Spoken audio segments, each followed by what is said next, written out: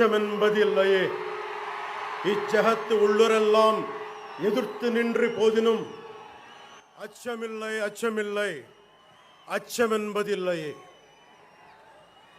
భయం లేదు భయం లేదు భయమన్నది లేనే లేదు. ఒక దుర్నీతి దుర్జన లోకమంతయు ఎదురొచ్చిన భయం లేదు భయం లేదు భయమన్నది లేనే లేదు. భయం లేదు కాబట్టే అసలే చీకటి గాఢాంధకారమైన వెళ్ళే దారంతా గోతులు గుంతలు లోయలు అగాధాలు ఉన్న ఇల్లేమో దూరమైన చేతిలో దీపం లేకపోయినా గుండె ధైర్యమే కవచంగా ధరించిన వాణ్ణి కనుకే అన్నీ ఒక్కడే అన్నీ ఒక్కడే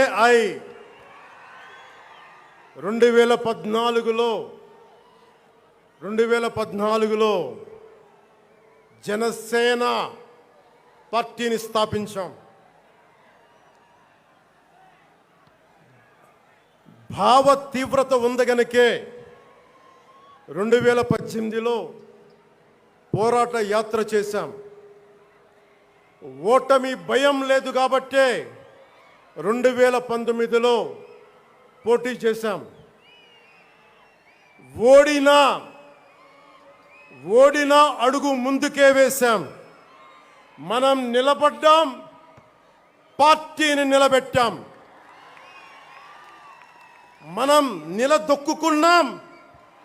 మనం నిలదొక్కుకోవటమే కాకుండా 4 దశాబ్దాల టీడీపీ పార్టీని కూడా నిలబెట్టాం.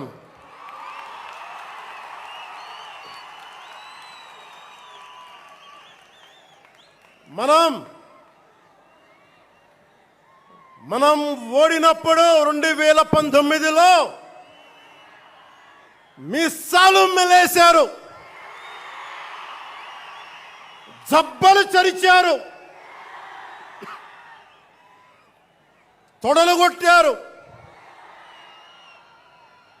మన ఆడపడుచుల్ని అవమానించారు, ప్రజల్ని నిరంతరం హింసించారు. ఇదే న్యాయం అని మన నాయకులు, మన జన సైనికులు, మన వీర మహిళలు అందరూ అడిగితే, గొంతెత్తితే వారిపైన కేసులు పెట్టారు, జైళ్ళల్లో పెట్టారు, నిర్బంధంలో తోశారు. 4 దశాబ్దాల సుదీర్ఘ రాజకీయ అనుభవం ఉన్న నాయకుడిని అక్రమ కేసుల్లో బంధించారు. వారి తెలుగుదేశం పార్టీ కార్యకర్తల్ని, సీనియర్ నాయకుల్ని రోడ్డు మీదకి రావాలంటే భయపడేలా చేశారు. ఇక నాలాంటి వాణ్ణి తిట్టని తిట్టు లేదు,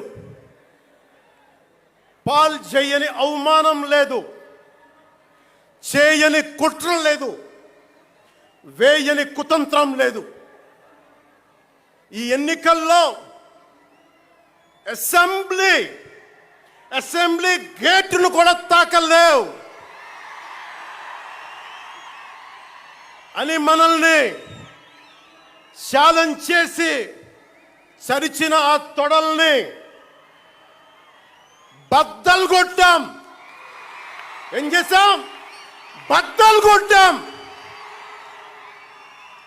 బద్దలు కొట్టి ఆంధ్రప్రదేశ్ అసెంబ్లీలో 21 మంది ఎమ్మెల్యేలతోటి, పార్లమెంటులో 2 ఎంపీలతోటి అడుగు పెట్టాం.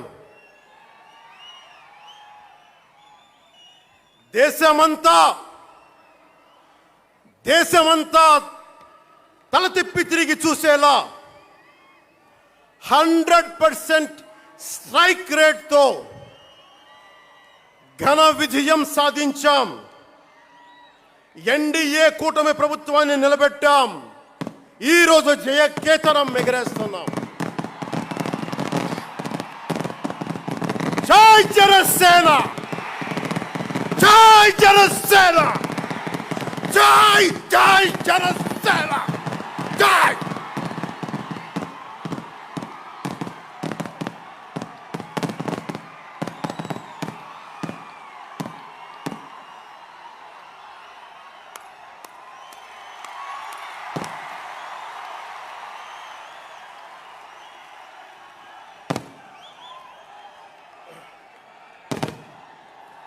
భరత భూమి నేర్పినదో, ప్రజాకోటి నేర్పినదో నిజం ఏమిటో కానీ ఒట్టి చేతిలో శత్రువుపై దుమికే శక్తి ఉంది అని చెప్పిన దాశరథి కృష్ణమాచార్య మాట బలం తెలంగాణకే కాదు, నెల్లూరులో చదువుకున్న నాకు కూడా.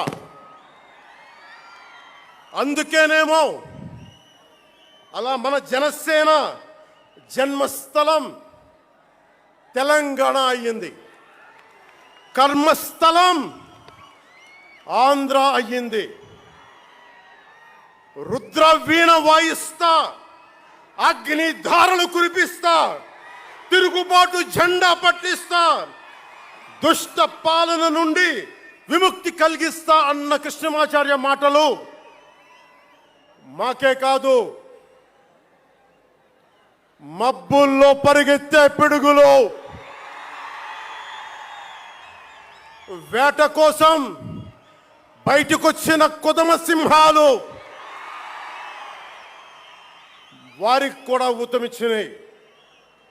ఊతమివ్వబట్టే 24 ఎన్నికల్లో దాష్టీక ప్రభుత్వాన్ని దించి కూటమి ప్రభుత్వాన్ని, ఎన్డీఏ కూటమి ప్రభుత్వాన్ని గెలిపించారు. అందుకని మీ అందరికీ గుండెల్లోతుల్లో నుంచి ధన్యవాదాలు.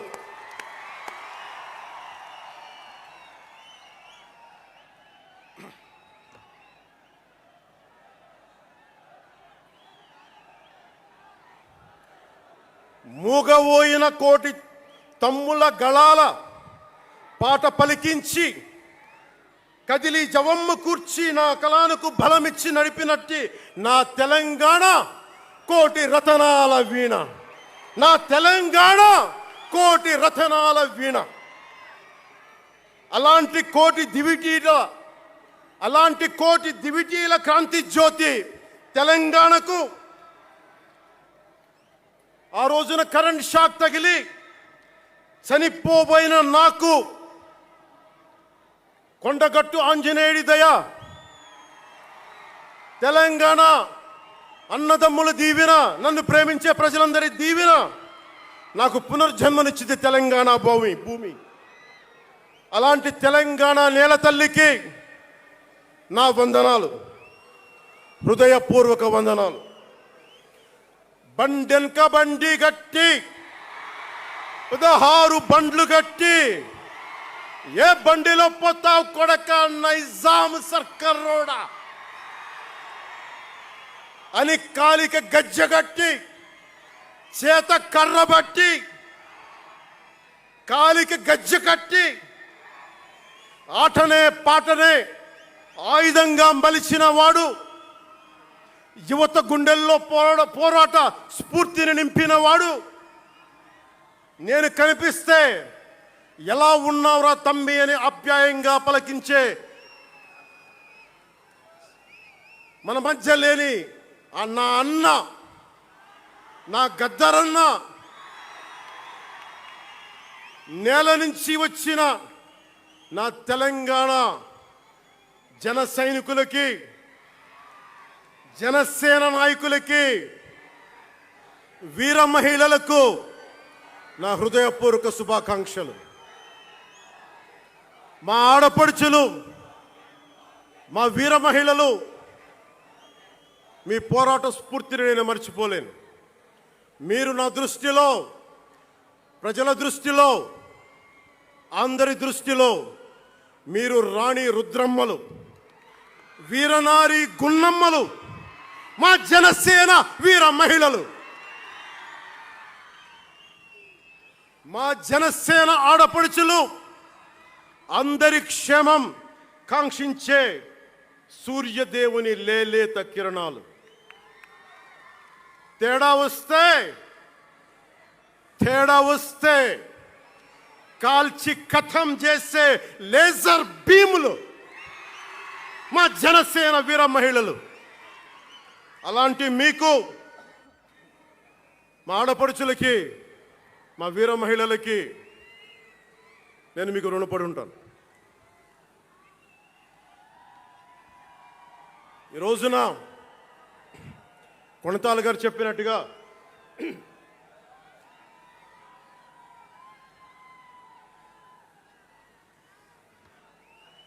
సీనియర్ నాయకులు కొణతాల గారు చెప్పినట్టుగా ఈరోజు హోలీ పర్వదినం. రంగులు, ఉత్సాహం, మైత్రిని పంచే పండగ. చెడు పోయింది, మంచి వచ్చిందని చెప్పి రంగులు జల్లుకునే పండగ. మన జయకేతనం ఎగరవేసిన రోజున హోలీ కూడా రావటం యాదృచ్ఛికం కాదు, భగవంతుడి నిర్ణయం. అందుకని దేశ ప్రజలందరికీ నా హోలీ శుభాకాంక్షలు తెలియజేస్తా ఉన్నాను. ये भगवान का आशीर्वाद है कि जनसेना का यह खास दिन होली के पावन त्योहार के साथ आया है. मेरे लिए होली रंगों का त्योहार है, एकता का त्योहार है, दोस्ती का उत्सव है, खुशी और उल्लास का पर्व है. इस शुभ अवसर पर मैं इस मंच से, पिठापुरम से आप सभी को होली की हार्दिक शुभकामनाएं देता हूं. తమిళనాడు నుంచి నాకు ఎంతో ప్రేమనిచ్చారు. మన స్పీచ్లు చూస్తారంట నాకు తెలియదు. మన తమిళనాడు పర్యటనకి వెళ్తే అందరూ నాకు ఎంతో ప్రేమనిచ్చారు. షణ్ముఖ యాత్రకి వెళితే నేను తమిళనాడులో చాలా కీలకమైన దశలో ఉన్నవాడిని, పెరిగినవాడిని. సుబ్రహ్మణ్య భారతీయారిని స్ఫూర్తిని నింపుకున్నవాడిని. అలాంటి తమిళనాడు ప్రజలందరికీ నా మనస్ఫూర్తిగా మీకు నా నమస్కారాలు.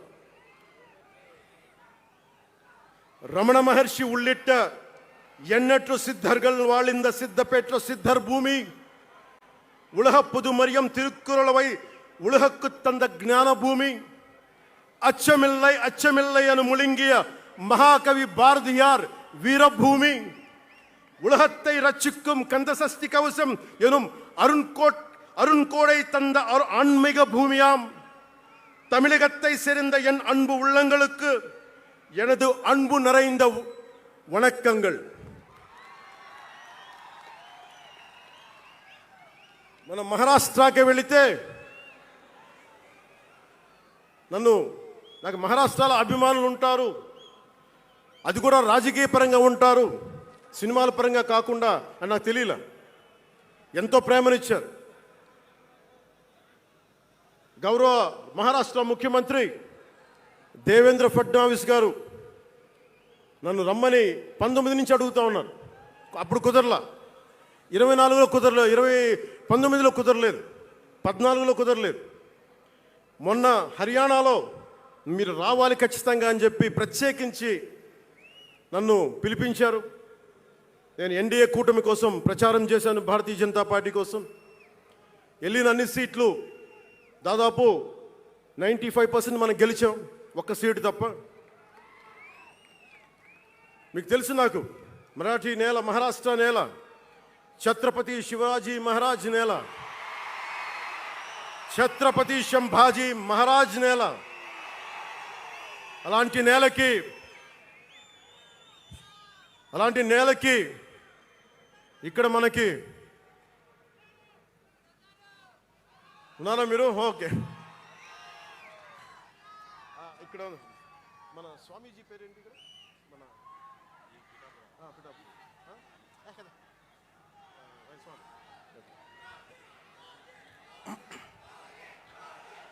छत्रपती शिवाजी महाराज आणि छत्रपती संभाजी महाराज यांच्या महाराष्ट्र भूमीतून आलोल्य सोलापूर, लातूर, बिल्लारपूर सारख्या जिल्ह्यांतील जनसैनिकांना माझा मनपूर्वक नमस्कार. అలాగే కర్ణాటక నుంచి వచ్చిన అభిమానులకి, ಕರ್ನಾಟಕದಿಂದ ಈ ಹಬ್ಬಕ್ಕೆ ಆಗಮಿಸಿದ ನನ್ನ ಜನ ಸೈನಿಕರಿಗೆ, ನನ್ನನ್ನು ಪ್ರೀತಿಸುವ ಕರ್ನಾಟಕದ ಜನ ಸೈನಿಕರಿಗೆ హృత్పూర్వక నమస్కారాలు. చాలా భాషలు అయిపోయినాయి కదా. అని మీకు అర్థమైంది కదా, రెండు భాషలు ఒక్క భాష అలా కాదు. భారతదేశానికి కావాల్సింది తమిళనాడుతో సహా we need multiple languages, not just two. We need multiple languages to keep not just for the integrity of the country, but also to understand each other, to share love with each other. అందుకనే బహుభాష భారతదేశానికి మంచిది. చెప్తామా భారత్ మాతాకి జై. బోలో భారత్ మాతాకి.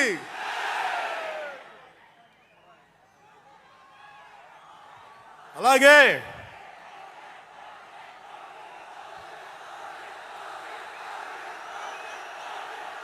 చేద్దాం వస్తుంది. ఇందాక స్టేజ్ పైకి వచ్చేటప్పుడు కిందకి వెళ్ళాం, మళ్ళీ సభ ముందు చాలు సినిమాలు ఆపండి చాలు ఓజీ చాలు.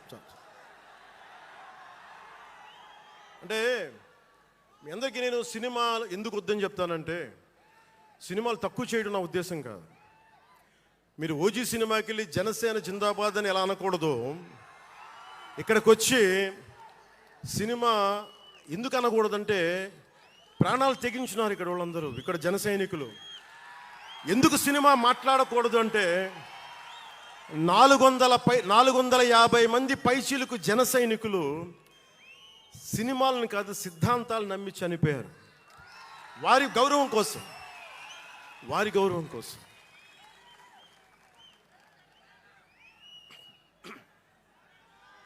ఇందాక వద్దాం, అవి కూడా వినండి. మీరు వింటలేదని అర్థం. నా పేరు అరుస్తున్నారంటే మీరు నా మాట వింటలేదని. నా మాట వింటే 151 ఉన్న సీట్లు పార్టీ పోయింది. అందుకే నా మాట వినాలి, కూర్చోండి.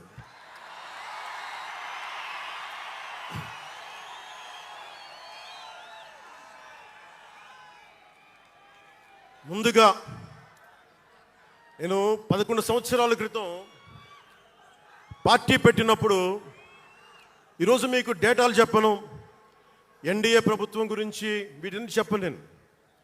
నేను మీతోటి 11 సంవత్సరాలు పార్టీని ఎలా నడిపాం, ఏ బేసిస్తో నడిపాం, నా కష్టాలేంటి, నేను పడ్డ ఇబ్బందులేంటి, కొన్ని పంచుకుంటాను. అన్నీ పంచుకుంటే సంవత్సరం కావాలి. నేను ఓటమిలు ఎలా ఉంటాను, గెలుపులు ఎలా ఉంటాను, మీరు నా గుండెల్లో పెట్టుకున్న వాళ్ళు, మీరందరూ నా గుండెల్లో పెట్టుకున్నదమ్మా. మీకు మించిన కుటుంబం నాకు లేదు.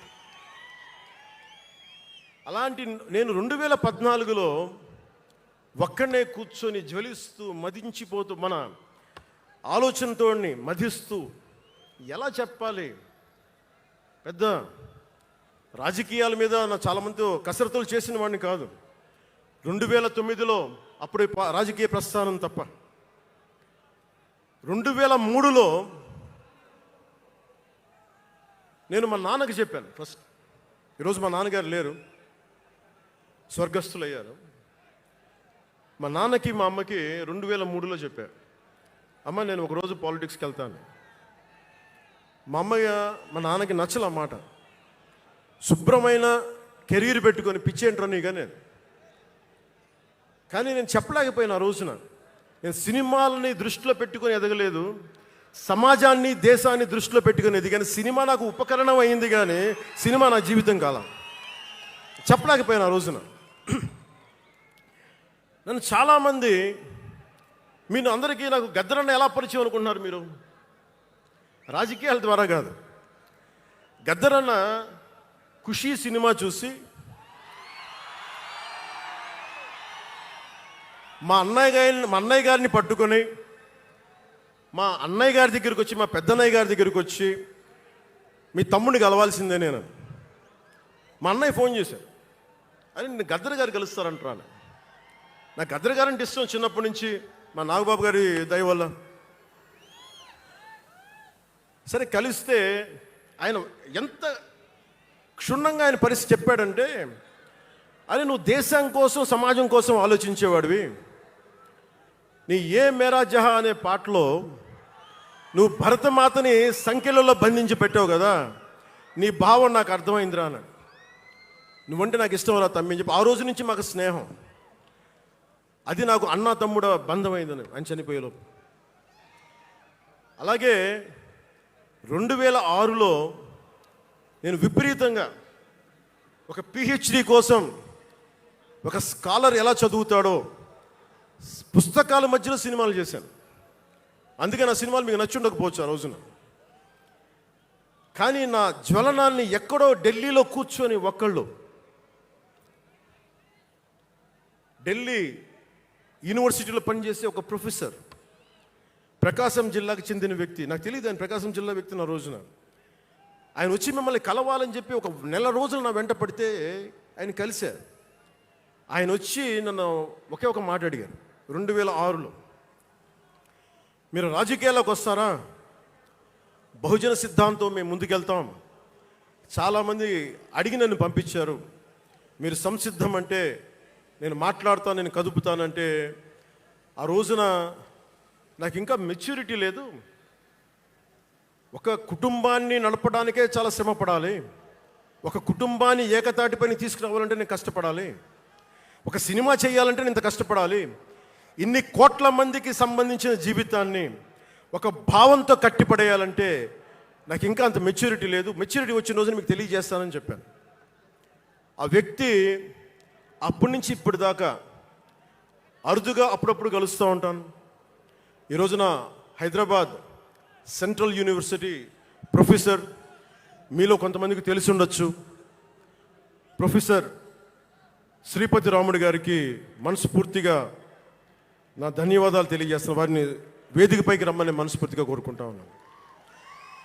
ఎందుకంటే మీరు ఓజీ ఓజీ అని అరుస్తూ ఉంటే, నన్ను సినిమాల కంటే కూడా సినిమాల్లో ప్రజలకి పనిచేసే మనిషిని చూశారు ఇలాంటి మేధావులందరూ, పోరాట యోధులందరూ.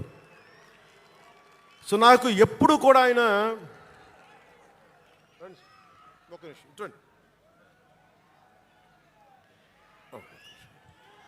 ప్రొఫెసర్ గారు మన జనసేన పార్టీ కాదు, ఆయన ప్రొఫెసరే. బహుజన సిద్ధాంతాల కోసం, అంబేద్కర్ ఆశయాల కోసం, అణగారిన వర్గాల కోసం నిలబడ్డ వ్యక్తి. ఆయన చాలామంది విద్యార్థుల్ని పిహెచ్డీలకి సిద్ధం చేసే వ్యక్తి. మన దగ్గరున్న బేతపూడి విజయ్ కుమార్ గారు కూడా ఆయన శిష్యుడే. ఇలాంటి శిష్యులు ఎంతమంది తయారు చేసి ఆయన జనసేన ఎప్పుడు నాకు అండగా ఉంటారు. ఓడిపోయినా నిలబడ్డా ఎప్పుడైనా సరే నమ్మకం ఏంటంటే మీరు ఉండాలి, మీరు రాణించాలి నిరంతరం తప్పించే శ్రీపతి రాముడు గారికి నేను ఇవ్వగలిగేది ఒకటే, నా గుండెల నుంచి ప్రేమ ఇవ్వగలను.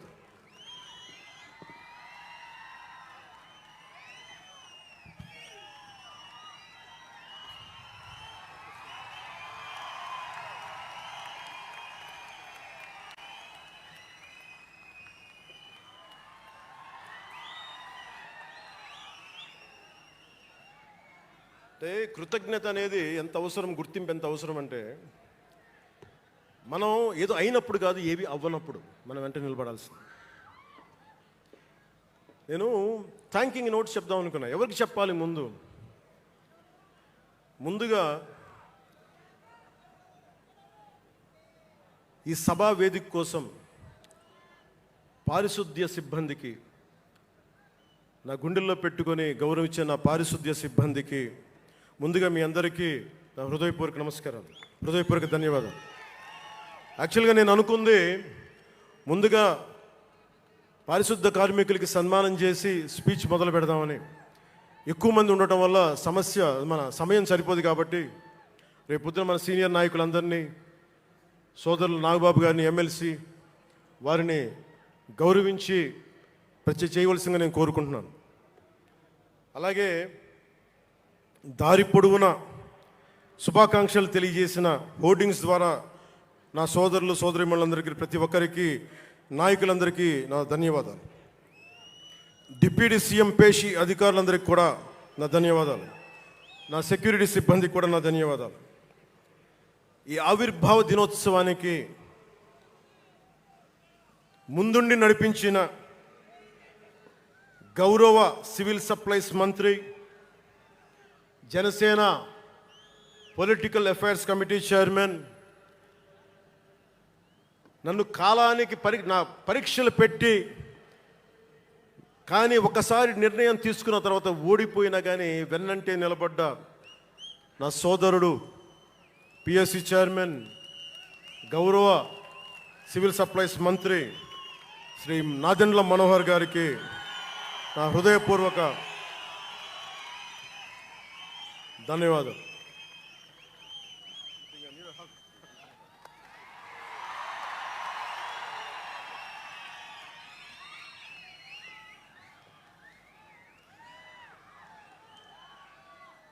అలాగే 2009 నుండి 10 నుండి ఆయన పాలిటిక్స్లో లేకపోయినా నేనంటే ఇష్టం తోటి ఎప్పుడు నా వెన్నంటే ఉండే హరిప్రసాద్ గారికి ఏం ఆశించాలా, జీతాలు తీసుకోవాలా, జీతభత్యాలు లేవు, ఉన్నంతలోనే అన్నిటికీ పాపాల భైరవుడు ఆయన. పవన్ కళ్యాణ్ ఆ నిర్ణయం తీసుకోలేదంటే ఈయనే ఉంటాడు కారణం అంట. పవన్ కళ్యాణ్ తేలిక మాట నేస్తాడు అందరమాట. పవన్ కళ్యాణ్ కొంచెం ఆలోచన ఉంటుంది కదా, ఎవరికి ఇవ్వాలి, ఎందుకు ఇవ్వకూడదని. కానీ ప్రతిదానికి నేను తీసుకున్న నిర్ణయాలకి ఆయన భరించాడు. అలాంటి అన్నిటినీ భరించి నా వెన్నంటే ఉన్న హరిప్రసాద్ గారికి మనస్ఫూర్తిగా నా ధన్యవాదాలు.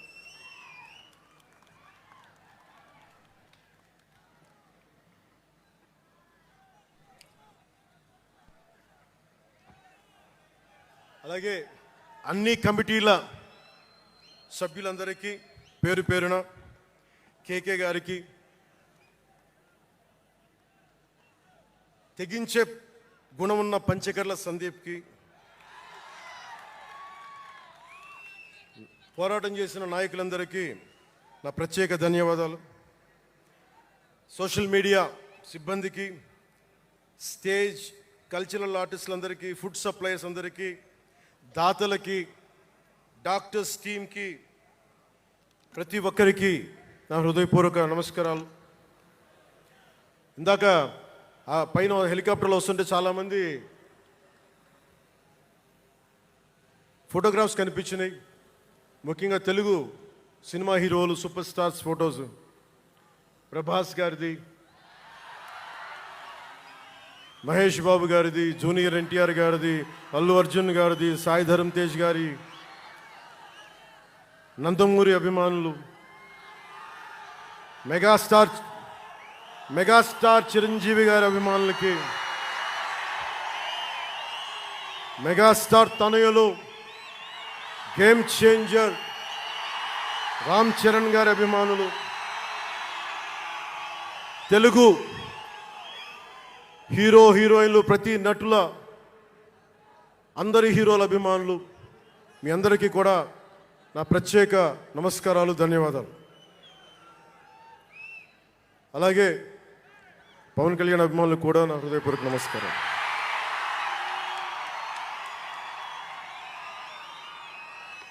మద్దతు ఇచ్చిన జనసేనతో పాటు ఎన్డీఏ కూటమి పక్షాలైన తెలుగుదేశం, బీజేపీ నాయకులకు, కార్యకర్తలకు నా ప్రత్యేక ధన్యవాదాలు. అసలు మనం ఇంత ఘన విజయం సాధించాం. మనం కలిసి పోరాటం చేశాం, కష్టాలు ఉన్నప్పుడు చెయ్యనందించాం. అది గుర్తుపెట్టుకొని ఈ రోజున డిప్యూటీ ముఖ్యమంత్రి, ఉప ముఖ్యమంత్రిగా కలిసి ఒక వ్యక్తితో బలవంగా ప్రయాణం చేస్తూ ఉన్నాను. 4 దశాబ్దాల సుదీర్ఘ అనుభవం రాజకీయ నాయకులు, హైటెక్ సిటీని రూపకల్పన చేసిన దార్శనికుడు, క్లేమోర్ మైన్స్ తోటి పేల్చేస్తే కింద పడితే దులుపుకొని మళ్ళీ రాజకీయాల్లో తిరిగి నెక్స్ట్ డే డ్యూటీలోకి వచ్చిన బలమైన నాయకుడు, శ్రీ గౌరవ ముఖ్యమంత్రి శ్రీ నారా చంద్రబాబు నాయుడు గారికి, వారి తనయులు శ్రీ నారా లోకేష్ గారికి నా హృదయపూర్వక ధన్యవాదాలు, నమస్కారాలు.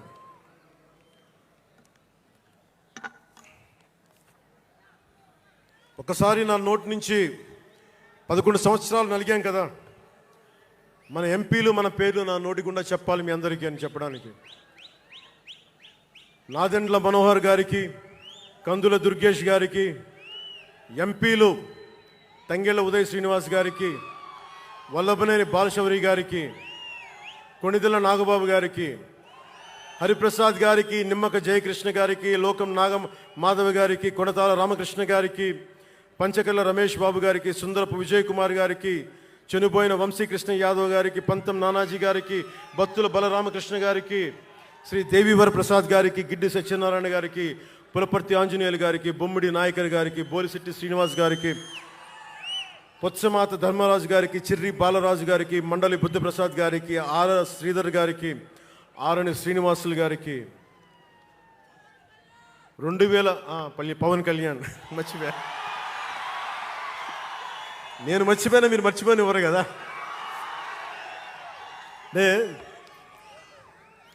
ఇది మన 11వ సంవత్సరం, వారు 11కి అంకితం చేశాం.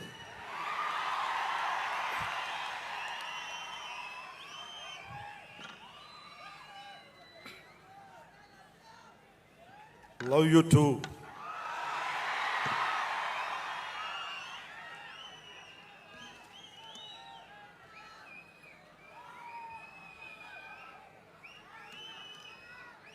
అలాగే ఈ సభకి పోలీస్ వ్యవస్థ మీకు తెలుసు, మనం ఎంత నలిగిపోయామో. గత 5 ఏళ్లలో మనం ఎంత నలిగిపోయామో మీకు తెలుసు, ఎన్ని ఇబ్బందులు పాలు చేశారో తెలుసు. ఆ రోజు నుంచి కూడా ఈ రోజుకి వరకు నాకు పోలీస్ శాఖ అంటే చాలా గౌరవం. ఎందుకంటే పోలీస్ శాఖకి స్వయం నిర్ణయాలు చేసే హక్కు ఉండదు, డ్యూటీ ఉంటుంది. బ్రిటిష్ వాళ్ళు పరిపాలించినప్పుడు పోలీస్ కూడా బ్రిటిష్ అధీనంలో పనిచేశారు తప్ప వాళ్ళకి ఇవ్వబడ్డ డ్యూటీ చేశారు. భగత్ సింగ్ని కొట్టమంటే కొట్టారు, జైల్లో పెట్టమంటే పెట్టారు, గాంధీ గారిని లాక్కెళ్ళిపోమంటే లాక్కెళ్ళిపోయారు. వాళ్ళు చేయకపోతే అది డ్యూటీకి విరుద్ధం అవుతుంది, చేయక తప్పదు. మరి అదే పోలీస్ ఆ రోజున వచ్చారు. స్వాతంత్రం వచ్చిన తర్వాత మిలిటరీ కూడా అంతే. అందుకనే నాకు పోలీస్ శాఖ మీద ఎప్పుడు వ్యక్తిగతంగా కోపం ఉండదు, ఏదో కొద్దిమంది వ్యక్తులు ఎక్కువ చేస్తే తప్ప. అలాగా ఈ రోజున చాలా గొప్పగా నిలబడ్డ, సహకరించిన పోలీస్ అధిపతి డీజీపీ గారికి, కాకినాడ జిల్లా ఎస్పీ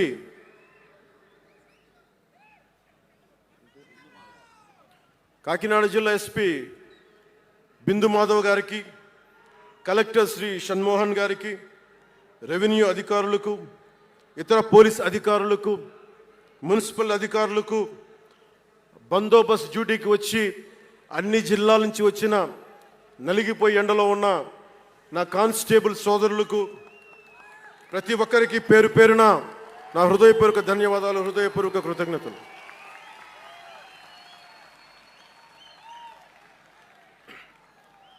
నా ఇష్టం, నా కోరిక ఎప్పుడూ సగటు మనిషిగా ఉండటమే. తన పని తను చేసుకుంటూ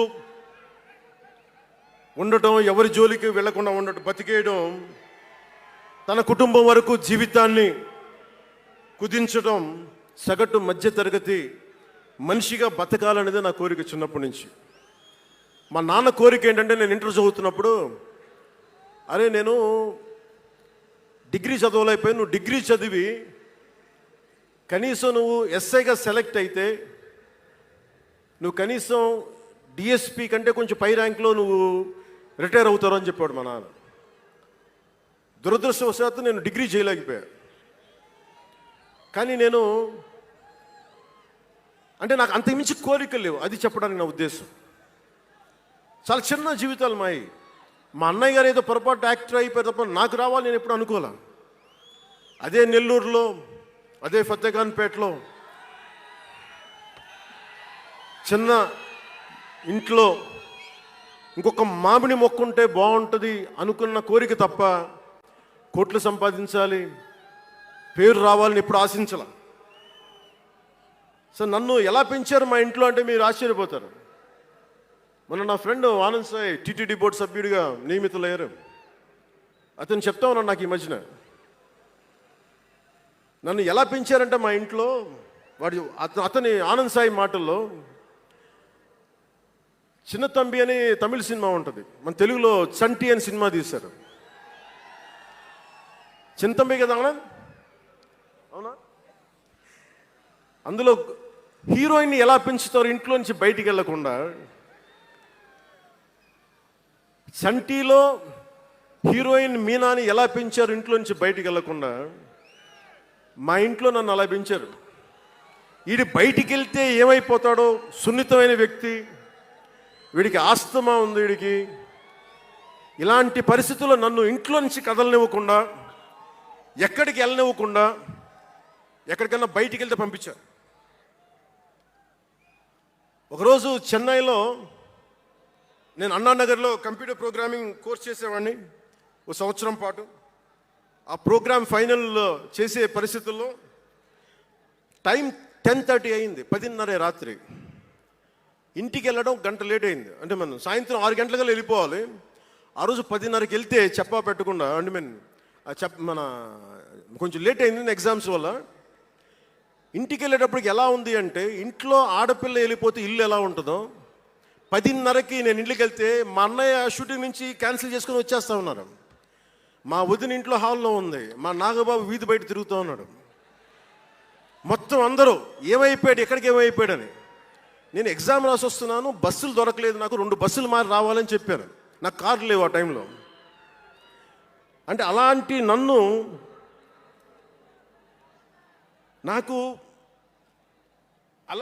పెంచారు నన్ను. ఇది మా నాగబాబు గారు ఇక్కడ ఉన్నారు, అడగండి, ఆ రోజు గుర్తుండి ఉంటుంది ఆయనకి. అలాంటి నన్ను పాలిటిక్స్ చేస్తానని కానీ, సినిమాల్లోకి వస్తానని కానీ ఎవరు ఊహించలే. ఎందుకంటే నేనే ఊహించలే. పోనీ 18 ఏళ్ల వయసులోనో 20 ఏళ్ల వయసులోనో 10:30కి లేటుగా వచ్చామంటే ఒక అర్థం ఉంటుంది. అక్కడమ్మాయి ఇక్కడ అబ్బాయి, గోకులంలో సీత, సుస్వాగతం, తొలి ప్రేమ చేస్తున్న సమయంలో, మేబీ తొలి ప్రేమ ముందు అటో ఇటో, సంగీత్ థియేటర్లో, హైదరాబాద్ సంగీత్ థియేటర్లో క్లింట్ ఈస్ట్వుడ్ నాకు ఇష్టమైన హీరో, అతను సినిమాకి వెళ్ళా. బ్రిడ్జెస్ ఆఫ్ మాడిసన్ కౌంటీ అని ఒక ఇంగ్లీష్ నవల్ ఆధారంగా తీశారు. అది నాకు ఇస్తుంది ఆ నవల్. సో ఎలా తీశారని చెప్పి నేను షూటింగ్ రిలీజ్ కూడా అయిపోయినట్టుంది తొలి ప్రేమ. నేను నా ఫ్రెండ్ ఆనంద్ సాయిని, హరీష్ పాయిని, ఇంకో 2-3తోటి సెకండ్ షోకి వెళ్ళా. సెకండ్ షోకి వెళ్ళి ఇంటికి వస్తే కింద మా నాన్న, ఇంట్లో పైన రూమ్లో పడుకోవాల్సిన మా నాన్న కింద కుర్చీ వేసుకొని, ఓ నీలకమల్ చైర్ వేసుకొని నా కోసం వెయిట్ చేస్తూ ఉన్నాడు. ఎక్కడికి రా వెళ్ళామని. షూటింగ్ అన్నాడు. షూటింగ్ అదని సినిమాకి వెళ్ళానంటే ఆయన ఎట్లా తిట్టాడంటే నన్ను, నేను చాలా తప్పుడు పనులు చేసేస్తున్నట్టుగా, ఏదో బార్లో కూర్చొని తాగేసినట్టుగా. నేను అప్పటికి కొంచెం గుండె ధైర్యం తెచ్చుకొని చెప్పాను. మా నాన్న అంటే భయం, చిన్నప్పుడు చాలా కొట్టేవాడు మా నాన్న మమ్మల్ని. ఆ భయం నన్ను కొట్టింది తక్కువ కానీ మా అన్నయ్యలు కొట్టింది ఎక్కువ. సో ఎముడికి మొగుళ్ళలో ప్రసాద్ బాబు ఉంటాడు. చిరంజీవి గారు పక్క వ్యక్తిని కొడితే ఇతను లైన్లోకి వచ్చేస్తాడు, అక్కడ నేను డిసిప్లిన్లోకి వచ్చాను. అట్లాగే వీళ్ళని కొడితే నేను డిసిప్లిన్లోకి వచ్చాను. నాకు ఆయన కొట్టక్కర్లేదు, నేను డిసిప్లిన్గా ఉంటాను. సో నాకు మా నాన్న చూడగానే భయం వేసింది, కొడతాడా గబుక్కున్నా బాగుండదేమో అనుకునేవాడు. నేను చెప్పాను, కొంచెం బలం తెచ్చుకొని 3 సినిమాలు హిట్లు వచ్చినాయి, 4వ సినిమా రిలీజ్ అయ్యి హిట్ అయిన తొలి ప్రేమ. నాన్న నేను హీరో నన్న సంగతి కూడా మర్చిపోకు, నువ్వు అర్థం చేసుకో అని చెప్పాను. ఇంకా ఎక్కువ తిట్టాడు. అంటే మా నాన్న తిట్లు ఎలా ఉన్నాయంటే చెప్పలేను. కానీ ఈ అర్ధరాత్రి అపరాత్రి తిరుగుళ్ళు ఏంట్రా, ఈ సెకండ్ షోలకి వెళ్ళడం ఏంటి, ఏదో హీరో అయ్యావు అయితే అన్ని హెల్ప్ చేసేస్తావా అని తల ఉంచుకొని పైకి వెళ్ళిపోయాడు. అంటే అలాంటి నేను ఇన్ని కోట్ల మందికి సంబంధించిన పాలిటిక్స్ చేయాలంటే భగవంతుడు రాసిన రాత కాకపోతే నేను కోరుకున్నదా కాదు అది. అలాంటి వాతావరణంలో పెరిగిన నేను ఈ సినిమాలు ఏంటో, ఈ పాలిటిక్స్ ఏంటో, పార్టీ పెట్టడం ఏంటో అని అనుకుంటే అంటే ఇందాక ఎందుకు బయటికి వెళ్ళానంటే ఇవన్నీ ఆలోచిస్తున్నా. ఇదంతా భగవంతుడు మాయ తప్ప నాది కాదు నాకు తెలుసు. అలాంటి జీవితానికి దారి ఏర్పరిచింది, ప్రజా సమస్యలపై నిలబడేలా చేసింది, పార్టీ పెట్టనిచ్చింది నాలోని భావ తీవ్రత. పార్టీ పెట్టనిచ్చింది భావ తీవ్రత. పుస్తక పఠనం, డబ్బులు సంపాదించాక ఖర్చు పెట్టనంటే ఎలా కుదరదో, వద్దనుకున్న ఏదోలా ఖర్చు అయిపోతాయి. అలాగా కొంత జ్ఞానం వచ్చాక, కొంత చదివాక, కొంత చెయ్యగలిగే సత్తా ఉన్నాక నేను ఊరికనే కూర్చుంటాను, నేను ఏమి చెయ్యనంటే జీవితం అలా ఉండనివ్వదు.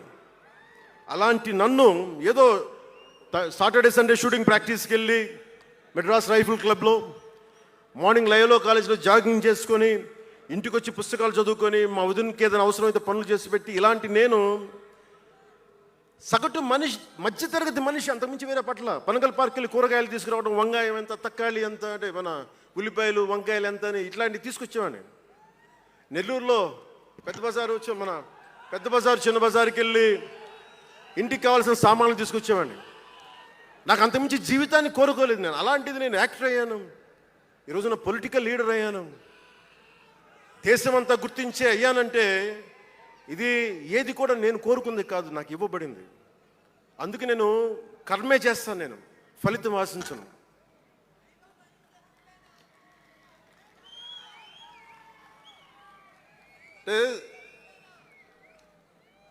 అంటే ఎలా ఉంటుందంటే, అది ఇవన్నీ ఎందుకు చెప్తున్నానంటే, సగటు మనిషి చాలా భయాల మధ్య, చాలా బాధ్యతల మధ్య జీవితాన్ని కొనసాగించాలి. ఒక మాట అంటే ఎక్కువ, ఒక మాట అంటే తక్కువ, చాలా సన్నని గీతల మధ్య బతకాలి. ఒకలాగా చెప్పాలంటే అరిటాకు లాంటి జీవితం. అరిటాకు ఉంది కదా అని జీవితం వడ్డించిన విస్తరు అవ్వదు, చిన్నపాటి ముళ్ళు తగిలినా మొత్తానికి చిరుగుపోతుంది. అలాంటి కోట్లాది సగటు మనుషుల ప్రభావితం చేసే సినిమా కానీ, కోట్లాది మందిని ప్రభావితం చేసే రాజకీయాలు కానీ నాకు చాలా బాధ్యతనిచ్చాయి. సినిమాలో ఎంత చెప్తే మంచిది, ఎంత చెప్తే మంచిది కాదు అని ఆలోచించి చేసేవాడిని. ఒక దేశభక్తి పాట పెడితే మంచిదా, ఒక క్లబ్ డాన్స్ పెడితే మంచిదా, ఈ రెండు ఆలోచించి దేశభక్తికి వెళ్ళాను నేను. అందుకే ఏ మెరా జేహానే పెట్టాను తప్ప ఓ మై డార్లింగ్ అని పెట్టలా. అంటే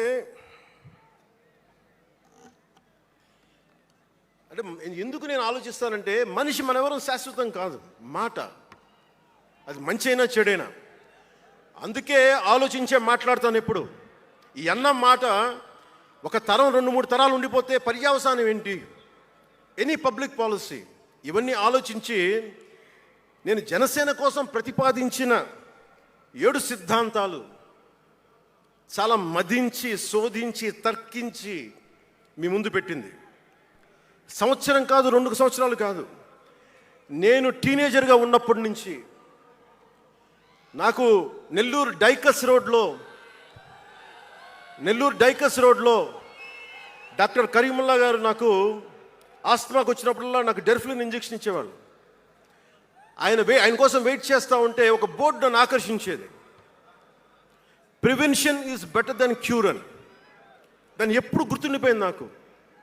అంటే వ్యాధి నివారణ కంటే, వ్యాధి చికిత్స కంటే కూడా వ్యాధి నివారణ మేలని అందరూ చాలామంది అనుకుంటారు కదా. ఎందుకు నాకు చెగువెరా ఇష్టం అంటే అది కమ్యూనిజమో మావోయిజమో వల్ల కాదు. ఒకడు డాక్టర్ అయ్యండి, శారీరక రుగ్మతలు వస్తే బాగు చేసే డాక్టరు సమాజానికి పట్టే రుగ్మతలను ఎవడు బాగు చేస్తాడు అని చెప్పి డాక్టర్ వృత్తి వదిలి విప్లవకారుడు అయ్యాడు చూసారా, ఆ భావన నాకు ఇష్టం చెగువెరాలో. అంతేకాదు అతను మావోయిస్టో కమ్యూనిస్టో అని కాదు, గెరిల్లా అని కాదు. ఆ మానవీయ కోణం నాకు నచ్చిదాన్ని ఇష్టపడ్డాను చెగువెరాని. ఆ సిద్ధాంతాలని అంటే ఇవన్నీ ఎందుకు చెప్తున్నాను మీకంటే చాలా ఆలోచించి చేశాను. అంటే అంత వయసు నుంచి ఆ సిద్ధాంతాలని చాలా బలంగా విశ్వసించేవాడిని, ఆచరించేవాడిని కనుక, వాటి కోసం నిలబడేవాడిని కనుక, నిలబడినందుకు ఆ సిద్ధాంతాలు నన్ను దశాబ్దం రాజకీయ పోరాటం చేయగలిగే సత్తానిచ్చినాయి. ఈ రోజున 100% స్ట్రైకింగ్ రేట్తో జైకేతనాన్ని ఎగరేస్తున్నాం ఈ రోజునంటే జనసేన 7 మూల సిద్ధాంతాలే కారణం. అంటే మీకు మొన్న మన జనసేన ఆవిర్భావ దినోత్సవం అని అనగానే పవన్ కళ్యాణ్, నేను ఎంత పేరుందో నాకే తెలీదు, ఇంగ్లీష్ పేపర్లో కూడా రాస్తారో నా పేరు అనుకుంటాను అప్పుడప్పుడు. ఏదో నేషనల్ పేపర్లో ఢిల్లీ నుంచి ఎవరో తెలుగు జర్నలిస్ట్ పంపించలే, హిందీ జర్నలిస్ట్ పంపించారు నాకు. Pawan Kalyan changes his ideology left, right and centre అని. అంటే వీడి అవసరాలకి ఎలా పడితే అలా మార్చేస్తాడని నాకు అనిపించింది. అలా ఎలా పడితే అలా మార్చేసేవాడు 11 సంవత్సరాలు పార్టీని నడపగలడా? 7 సినిమాలతోటి సూపర్ స్టార్డమ్ రాగలదా? నేను వద్దనుకున్నా ఓజీ అని అంటూ ఉంటారు, అవన్నీ వస్తాయా? 2007లో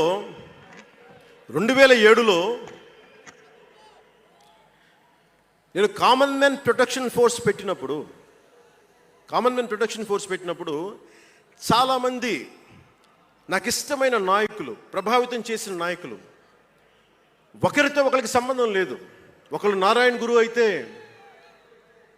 ఇంకొకళ్ళు చెగువెరా, ఒకళ్ళు జయప్రకాష్ నారాయణ అయితే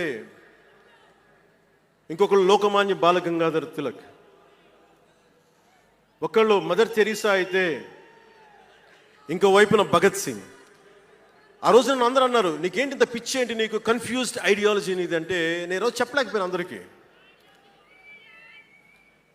పవన్ కళ్యాణ్ ఐడియాలజీ ఏంటంటే ఇంత భిన్నమైన వ్యక్తుల్లో ఏకత్వం చూడగలగడం పవన్ కళ్యాణ్ ఐడియాలజీ. ఆ ఏకత్వాన్ని చూడగలిగాం కాబట్టి ఆ 7 సిద్ధాంతాలు వచ్చినాయి. నాకు ఒక్కొక్కరిలో నాకు నచ్చిన అంశాన్ని తీసుకొని నాకు వ్యక్తిగతంగా బలం ఇవ్వడం చూశాను. అది నా మీద ఎంత ప్రభావితం చూపించింది, అది ఎంత సక్సెస్ ఇచ్చిందో కూడా నాకు తెలుసు. అంటే నేను అందరిలాగా నేను కాలేజీలకి యూనివర్సిటీలకి వెళ్ళాను, డాక్టరేట్ లేకుండా పోవచ్చు, యూనివర్సిటీస్కి వెళ్ళి ఉండకపోవచ్చు, కానీ జ్ఞానాన్ని సముపార్జించటం నా చిన్నప్పటి నుంచి ఈ క్షణం దాకా నేను ఎప్పుడూ ఆపలా, ఎప్పుడు నేర్చుకుంటానే ఉన్నాను. అంటే చిన్నప్పుడు ఇలస్ట్రేటెడ్ వీక్లీలు, ఫ్రంట్ లైన్ మ్యాగజైన్లు, న్యూస్ పేపర్లు, సోవియట్ భూమి పత్రికలు, చరిత్ర, సంస్కృతి పుస్తకాలు, సాహిత్యం, ఫిలాసఫీ, ఫారిన్ అఫైర్స్ ఇవేమి చదవటం ఆపలా ఇప్పటిదాకా. అవన్నీ సామాజిక, చారిత్రక, రాజకీయ అంశాల మీద అవగాహన లేకుండా ఎందుకు పార్టీ పెడతాం? దేశ విభజన, కలోనియల్ చరిత్ర, తిరుగుబాట్లు, చిట్టాగాంగ్, విప్లవ వీరులు, తాకట్టులో భారతదేశం, యాడమ్ స్మిత్లు, మాల్థూసియన్ థీరీలు చదవకుండా, అర్థం చేసుకోకుండా పార్టీ పెట్టేస్తామా? అంటే ఇవన్నీ ఇంత అవగాహన, ఇంత సామాజిక పరిజ్ఞానం సినిమాలు చేసుకునే వాడికి ఎలా ఉంటుంది అవగాహన అని, అదే కదా. అంటే దానికోసం ఎలా పుట్టాలండి? ప్రత్యేకంగా తెల్లగడ్డ వేసుకొని పుట్టాలా అండి? ఆకాశంలోకి చూస్తా తెల్లగడ్డ వేసుకొని సామాన్యుడికి అర్థం కాని లిటరీ టర్మ్స్ తోటి మాట్లాడి మాటల్ని మాట్లాడాలా? పోనీ పార్టీ పెట్టాలి అంటే నాన్న ముఖ్యమంత్రి అయి ఉండాలా? మావయ్య కేంద్ర మంత్రి అయి ఉండాలా? బాబాయిని చంపించుండాలా అని ఎక్కడ రాసిలేదు కదా. అంటే దశాబ్దం పాటు ఒంటరిగా పార్టీని మొయ్యాలి అంటే ఎన్ని తిట్లు, ఎన్ని అవమానాలు భరించాలి, ఎంత నలిగుండాలి, ఎంత జ్వలించుకుపోవాలి, ఎన్ని పోగొట్టుకోవాలి.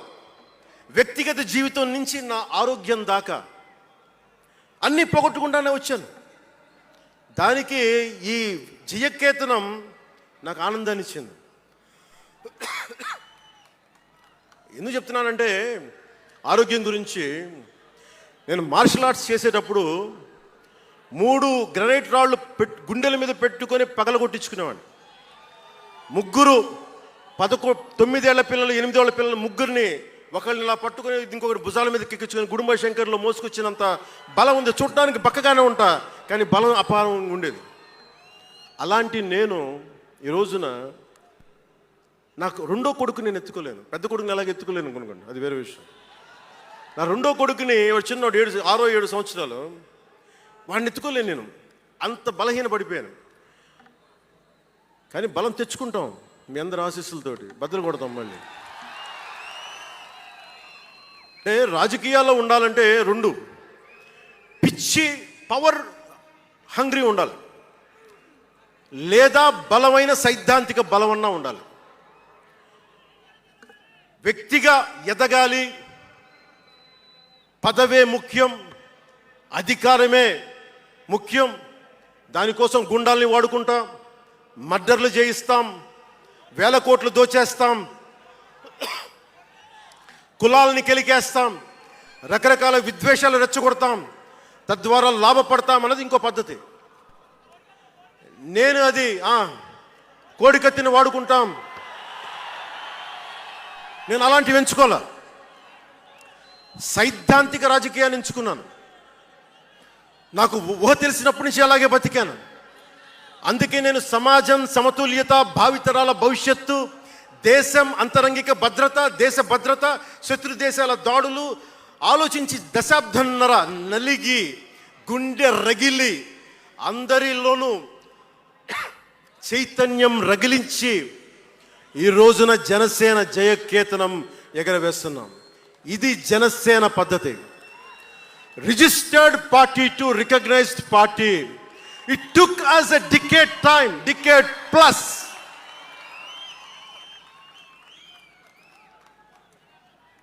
అంటే నువ్వు ఎలా మార్చేసుకుంటావంటారు. నువ్వు అలా పడితే ఎలా మార్చేసుకుంటావని మాట్లాడతారు. అరే ఒక మనం ప్రార్థించే నదే గంగమ్మ అవ్వచ్చు, కృష్ణమ్మ అవ్వచ్చు, దేవత అవుతుంది, పడవలకి రస్తా అవుతుంది, పంట కాలువలకి పొలాల్లోకి దూరే పంట కాలువ అవుతుంది. మార్పు అనేక రకాలుగా ఉంటుంది. ఇక్కడ నువ్వు గంగని నదిగా చేసావు, ఇక్కడ నువ్వు స్నానం చేయకూడదంటే కుదరదు. చాలా విభిన్నంగా చూడాలి. నేను మార్పు కోసం వచ్చిన వాడిని, ఓట్ల కోసం వచ్చిన వాడిని కాదు.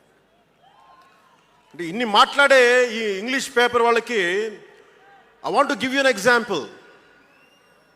Who said Pawan Kalyan changes from left, right and centre? Let me tell you this. One example from one of your journalist brotherhood, from your journalist brethren, Sri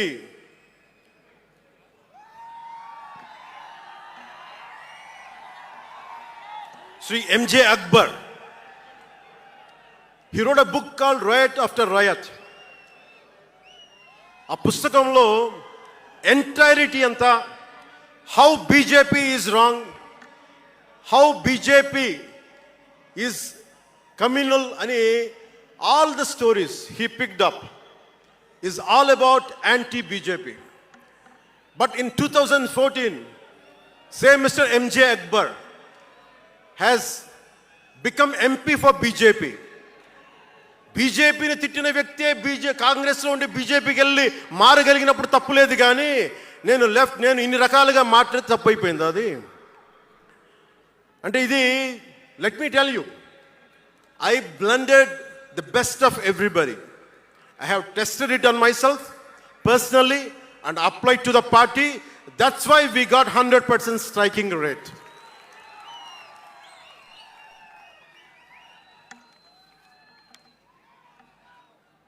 నేను ఎలాంటి కాలంలో పెరిగానంటే, భావోద్వేగాలు లేకుండా, జీవిత బరువులు మోయకుండా, కించిత్తు భావుకత లేకుండా, బాధ్యతగా నడవకుండా ఉంటే ఇంత దూరం రాగలమా? జీవితంలో నిన్న కాకితాళంగా ఎలా జరిగిపోతాయి? అంత ఫ్లూక్ అండి అంటే 21 సీట్లతో 100% వచ్చేస్తామా? 151 సీట్లు ఉన్న ఆ పార్టీని 11 సీట్లకి రానివ్వగలమా? ఎంత పోరాటం చేశాం మనం, ఎంత నలిగాం. వైజాగ్లో మన ఎమ్మెల్యేలు ఎంతమందిని జైల్లో పెట్టారు, ఎంత భయభ్రాంతులను చేశారు. బయటికి వస్తే ఆ రోజున అందరూ అడిగారు, మీరు వెంటనే ప్రధానమంత్రి గారికి చెప్పండి, ఫోన్ చేయండి, మీకు తెలుసు కదా అంటే, నేను ఒకటే అన్నా, ప్రజల్ని కాపాడటానికి వచ్చాను నేను, నన్ను కాపాడమని ఎవరిని నేను అడగను, ప్రధానమంత్రి గారైనా సరే. ఇది నా నేల, నా పోరాటం ఇది. నా మీద చెయ్యి వెయ్యమని చెప్పండి, చెప్తాను నేనేంటో అని చెప్పాను. అంటే నేను ఎవరో వస్తారని నేను ఎప్పుడు చేయను, నేను ఎంత నిలబడగలను అదే నా మెజర్ అంతే. నేను ఎలాంటి జీవితం నుంచి వచ్చానంటే, నాకు చుట్టుపక్కల పేరెంట్స్ కమ్యూనిస్టులు, పిల్లలేమో క్యాపిటలిస్టులు, అలాంటి లెఫ్ట్ భావాలతో ఉన్న నాయకుల్ని, వారి పిల్లల్ని నేను నెల్లూరులో చూసేవాడిని. అంటే మార్పు అనేది అవసరం. నాన్న కమ్యూనిస్ట్ కదా అని కొడుకు క్యాపిటలిస్ట్ అవ్వకూడదనే రూల్ లేదు, ఇలాగే ఉండాలని ఏం లేదు. అంటే సహజం, అంటే మార్పు చాలా సహజం, ఎదగడానికైనా దిగజారడానికైనా సరే. వారి ప్రవర్తనని, వారి ఆలోచన విధానాన్ని బట్టి ఉంటుంది. కులాలను కలిపే ఆలోచన విధానం, భాషలను గౌరవించే సాంప్రదాయం, సంస్కృతుల్ని కాపాడే సమాజం, ప్రాంతీయతను విస్మరించిన జాతీయవాదం, మతాల ప్రస్తావన లేని రాజకీయం, అవినీతిపైన రాజీ లేని పోరాటం, పర్యావరణాన్ని పరిరక్షించే అభివృద్ధి ప్రస్థానం, ఇవన్నీ పెట్టినప్పుడు నవ్వారు అందరూ. అలాంటిది నన్ను ఈ రోజున పర్యావరణ మంత్రిగా తీసుకొచ్చింది ఈ సిద్ధాంతాలే. సిద్ధాంతాన్ని ప్రతిపాదించినప్పుడు చాలా పరిశోధించాలి, చరిత్ర చదవాలి, అవగాహన చేసుకోవాలి, జటిలమైన సందేహాలు వాటికి వివరణ ఇవ్వాలి. ఇవన్నీ కూడా ఉండబట్టే ఈ రోజున ఇంత బలంగా నిలబడగలిగాం. నేను ఇంత ఆలోచించి అడుగు ముందుకేస్తాను తప్ప అనాలోచితంగా ఎప్పుడు నేను అడిగాను. ఈ 10 ఏళ్లలో నిలబడ్డాం, బలపడ్డాం, చాలా పడ్డాం కూడా. సమాజ తీరుతెన్నులు ఎలా ఉంటాయి అని ఆలోచించేటప్పుడు నన్ను బూతులు తిట్టినా, ఆ తిట్టిన వాటిని ప్రసార మాధ్యమాల్లో ప్రసరింపజేసి డిబేట్లు పెట్టి, వీళ్ళకి నా జీవితం తప్ప ఇంకేమి లేవా, కనిపించవా అనుకునేవాడిని. అంటే మీరు చెప్పండి, ఒకళ్ళ ఇంట్లో ఆస్తి తగాదాలు, అన్నా చెల్లెల మధ్య ఆస్తి గొడవలు, రాష్ట్రానికి సంబంధం ఏముంది? అది అసలు ప్రజలు ఆలోచించాల్సింది ముందస్తుగా. అసలు ఎన్నికల్లో చేయడానికి డబ్బులు లేని వాళ్ళ దగ్గర ఇన్ని వేల కోట్లు ఎలా వచ్చినాయి? నేను డిగ్రీలు చదివి, పిహెచ్డీలు చదివి నాకు ఉపాధి రాకపోతే వీళ్ళు కేవలం రాజకీయాల్లోకి వచ్చి వేల కోట్లు ఎలా సంపాదిస్తారు? దానికోసం వాళ్ళిద్దరు కొట్టుకుంటుంటే అది మనకి ఎలా సమస్య అవుతుంది? ఇది మీరు ఆలోచించాల్సింది. అంతేగాని కూర్చోబెట్టి సినిమా సినిమా సినిమా అంటే మొక్కే కాదంట్లా. మీకు కోపం రావాలి కదా, అన్యాయం జరిగితే. కోపం లేని సమాజంలో మార్పు ఎలా వస్తుంది? ఒక్కడికి కోపం వచ్చింది చిన్నప్పుడు, పవన్ కళ్యాణ్కి. ఒక్కడి కోపం వస్తే ఇంత మార్పు వచ్చింది. ఇన్ని లక్షల మంది కోపం వస్తే ఏం జరుగుతుంది మీరు ఊహించగలరా? ఆ కోపమే రావాలి అన్యాయం మీద. ఇక మిగిలింది మనకి భవిష్యత్తులో పైన కాకుండా ఎలాగ మనం ముందుకెళ్ళాలి, ఎలా సిద్ధంగా ఉండాలనేది మనం ఆలోచించాలి. కొన్ని కీలకమైన అంశాలు చెప్పి తెలియజేస్తాను. నార్త్ సౌత్ డివైడ్, ఉత్తర భారతం దక్షిణ భారతం, అలాగే క్యాస్ట్ సెన్సెస్, కులాల గణాంకం, డీలిమిటేషన్ ఇష్యూ, 3 లాంగ్వేజ్ ఫార్ములా, ఇవన్నీ మాట్లాడుతూ ఉన్నారు. వీటి మీద అలాగే మనం భవిష్యత్తులో సనాతన ధర్మ రక్షణ బోర్డు కానీ, ఫ్రీ హిందీ టెంపుల్స్ కానీ, వీటన్నిటి మీద ఒకసారి మాట్లాడి నా అభిప్రాయాలు తెలియజేస్తాం. ఎందుకంటే భవిష్యత్తుకి దిశానిర్దేశం చేయాల్సిన సమయం ఇది. అందుకని మీకు కొంచెం ఓపికగా వినండి ఇది. ఎందుకంటే ఇది సరదాలకి అల్లర్లకి సమయం కాదు, ఇది భవిష్యత్తుని నిర్దేశించే సమయం. దశాబ్దంన్నర తర్వాత వచ్చింది, అంటే 2009 నుంచి ఇప్పుడు దాకా చేస్తే వచ్చింది. సో నేను ఏం కోరుకుంటానంటే, అల్లరి చిల్లరగా ఉండేవాళ్ళు నాకు అవసరం లేదు, నిలకడగా నిలబడేవాళ్ళే నా సైన్యం.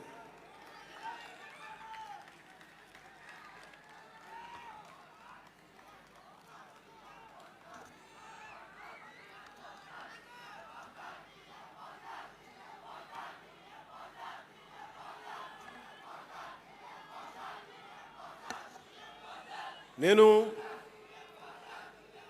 డిప్యూటీ ముఖ్యమంత్రిని అయ్యాక అంతకుముందు ఎప్పుడు ఆలోచించామని, పుస్తకాల బరువుతోటి వీపు వంగిపోతున్న పిల్లవాడిని ఆడిపడాల్సిన వయసులో ఇంత పుస్తకాలు బ్యాగ్ వేసుకొని స్కూల్కి వెళ్తా, ఒకవైపు ఏమో టిఫిన్ క్యారియరు, ఇంకోవైపు ఏమో వాటర్ బాటిల్ పట్టుకొని జారిపోతా పడతా అమ్మకి నాన్నకి టాటా చెప్పి ఆ స్కూల్కి వెళ్ళే చిన్నపిల్లోడికి 2 పుస్తకాల బరువు తగ్గిస్తే నేను చాలా ధన్యుడిని అనుకునేవాడిని. అలాగే ఎక్కడో గిరిజన తాండాల్లో చుక్క నీటి కోసం ఏడ్చే గిరిజనులకి 1 బిందెడు మంచినీళ్ళు ఇస్తే చాలా బాగుంటుంది అని చేయగలను అనుకునేవాడిని.